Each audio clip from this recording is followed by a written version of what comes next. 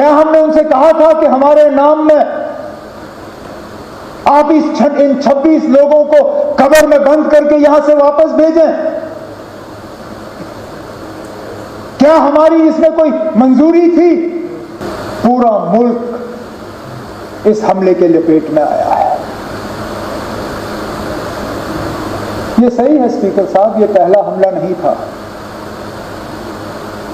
हमने कई हमले होते हुए देखे।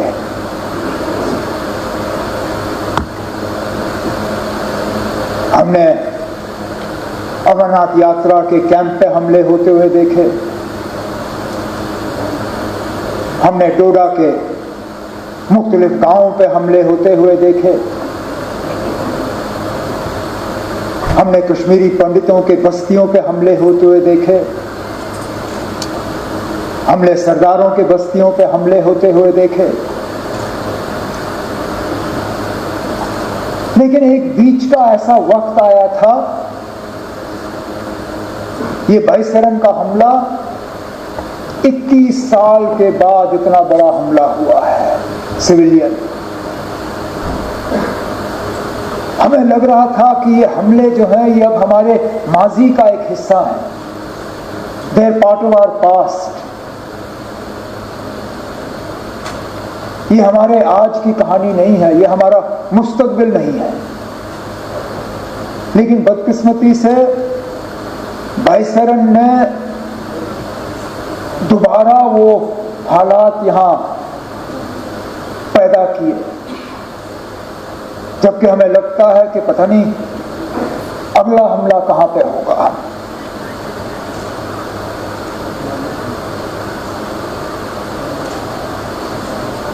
मैं अपनी जगह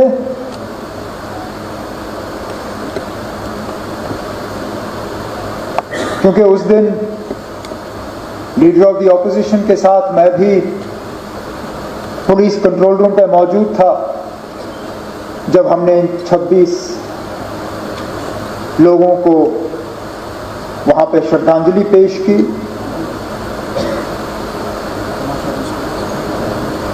मेरे पास अल्फाज नहीं थे कि मैं क्या कह के उनके घर वालों से माफी मांगूं।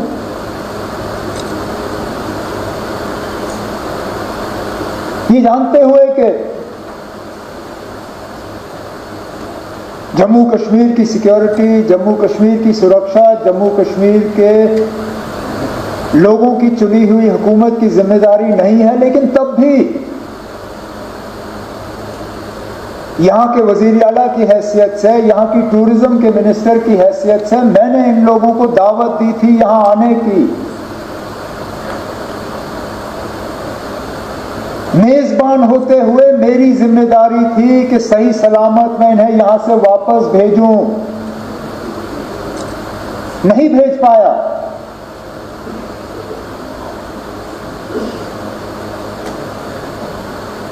और माफी मांगने के अल्फाज नहीं थे।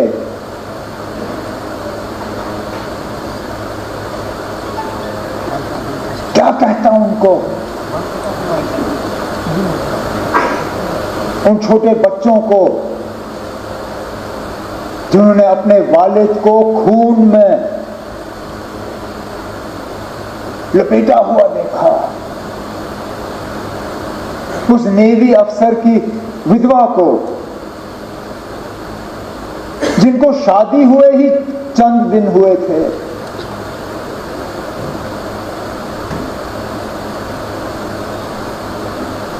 मुझे एक दो आए, मुझे कहा हमारा कसूर क्या था, हम पहली मर्तबा कश्मीर आए थे छुट्टी मनाने के लिए,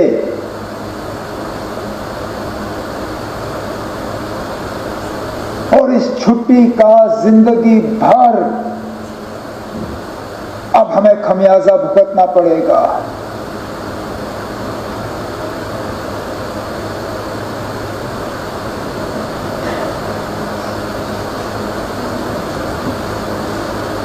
जिन लोगों ने ये किया, कहने के लिए तो वो कहते हैं कि हमारी भलाई के लिए किया,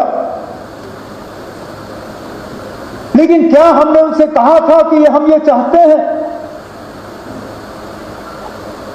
क्या हमने उनसे कहा था कि हमारे नाम में आप इन 26 लोगों को कब्र में बंद करके यहां से वापस भेजें? क्या हमारी इसमें कोई मंजूरी थी? क्या यह हमारी इजाजत से हुआ? हम में से कोई इस हमले के साथ नहीं है। इस हमले ने हमें अंदर से खोखला किया, लेकिन इस हमले ने, क्योंकि हर खराबी में कहीं ना कहीं हमें कोई रोशनी की किरण ढूंढने की कोशिश करनी चाहिए। बहुत मुश्किल है इन हालात में वो रोशनी ढूंढना, लेकिन स्पीकर साहब, पहली मर्तबा 26 साल में मैंने जम्मू कश्मीर में किसी हमले के बाद लोगों को इस तरह बाहर आते हुए नहीं देखा। कठुआ से लेके कुपवारा तक शायद ही कोई शहर या गांव ऐसा जहां लोगों ने बाहर आके इस हमले की मजम्मत नहीं की, कहा कि ये मेरे नाम में नहीं हुआ, नॉट इन माय नेम। ये आपने जिसके लिए भी किया हो, मेरे लिए नहीं किया।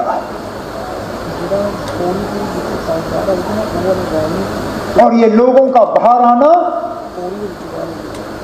इसमें हम में से किसी का हाथ नहीं है।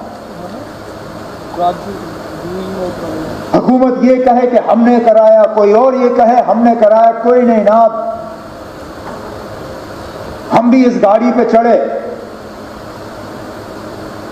हमने इस गाड़ी पे सवारी की, लेकिन गाड़ी चलाई हमने नहीं। ये लोगों ने खुद गाड़ी बना के इस पे सवार होके जुलूस निकाले, नारे दिए, बैनर बनाए, मोमबत्तियां जलाई, ये कहने के लिए कि हम इस हमले के साथ नहीं हैं।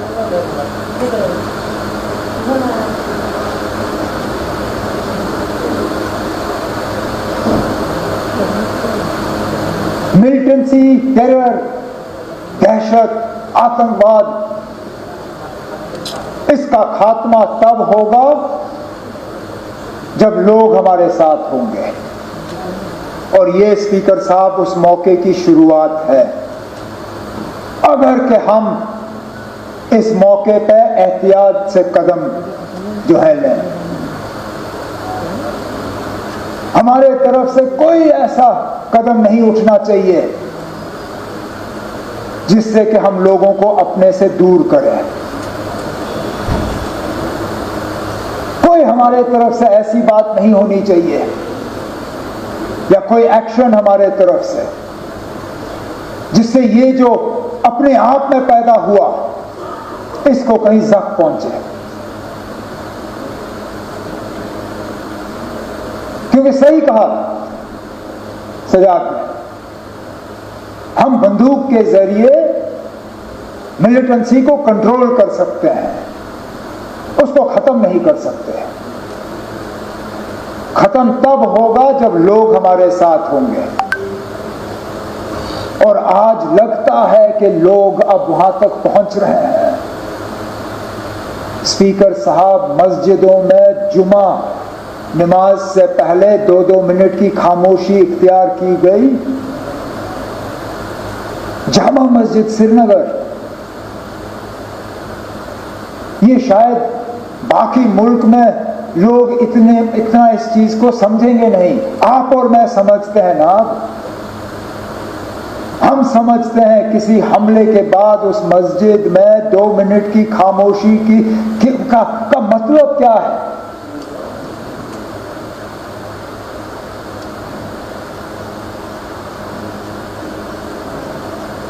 तो मेरी तो सिर्फ यही कोशिश रहेगी कि इस सिलसिले को हम बनाएं, बढ़ाएं, घटाएं नहीं, कम ना करें।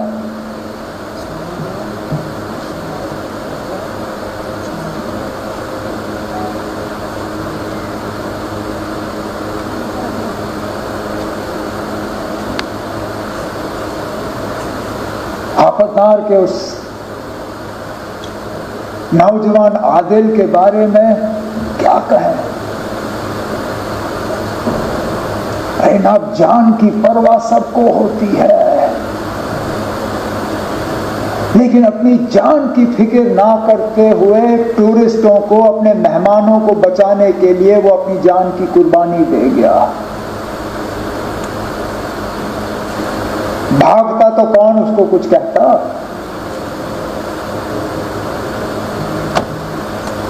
भागने के बजाय खतरे की तरफ गया। इस तरह के और मिसाल हैं जिनके बारे में आज हम सुनना शुरू कर रहे हैं। जो टूरिस्ट वहां से निकले, उन्होंने अब जिक्र करना शुरू किया। किसी एक ने वहां लोकल पोनी वाले को कहा कि मेरी बीवी और बच्चे को ले जाओ, इनको बचाओ, मुझे यहां छोड़ दो। और उसने कहा मैं ना आपकी बीवी को कुछ होने दूंगा, ना आपके बच्चे को कुछ होने दूंगा, ना आपको कुछ होने दूंगा। इनको कुछ होने से पहले इनको मेरे ऊपर से गुजरना होगा। और छुपा के उनको सलामत रखा। जख्मियों को अपने कंधों पे पहाड़ से नीचे उतार के अस्पताल, एम्बुलेंस तक पहुंचाया।